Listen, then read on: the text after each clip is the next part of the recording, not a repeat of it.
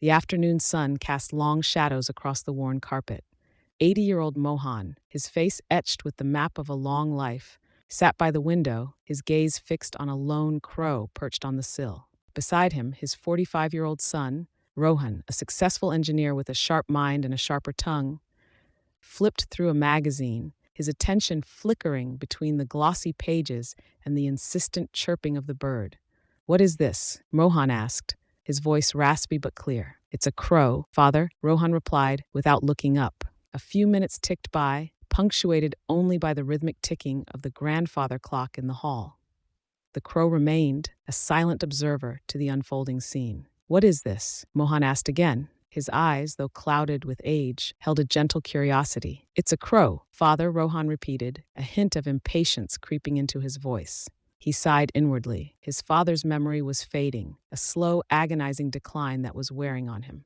The question came again, a few minutes later. This time, Rohan's patience was wearing thin.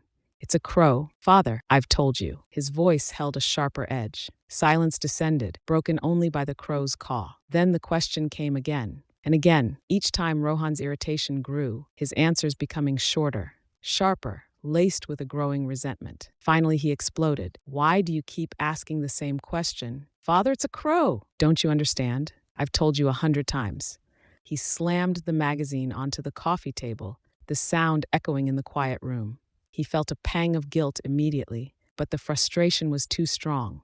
Mohan said nothing. He simply sat there, his gaze still fixed on the crow. A few moments later, he rose slowly, his movements stiff and deliberate. He shuffled into his bedroom and returned, holding a worn, leather-bound diary. Its pages were yellowed with age, the ink faded but still legible. He opened it carefully, his trembling fingers tracing the lines of a faded entry. He cleared his throat, his voice barely a whisper. Today, he read, his eyes welling up, my 3-year-old son, Rohan, was sitting with me on the couch. He saw a crow on the window.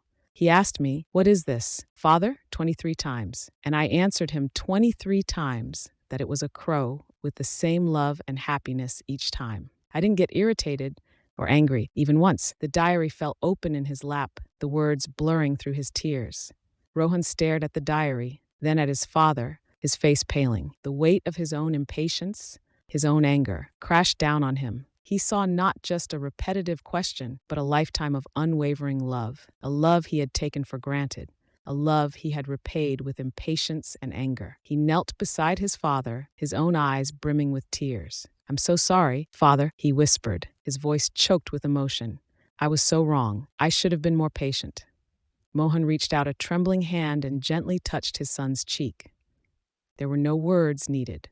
The silence between them was filled with a profound understanding, a shared sorrow, and a renewed appreciation for the enduring power of a father's love. The crow, still perched on the windowsill, seemed to watch them with a silent, knowing gaze. The afternoon sun continued to cast its long shadows, but the shadows in Rohan's heart began to lift. He had learned a lesson that day, a lesson etched not in words, but in the quiet understanding between a son and his aging father.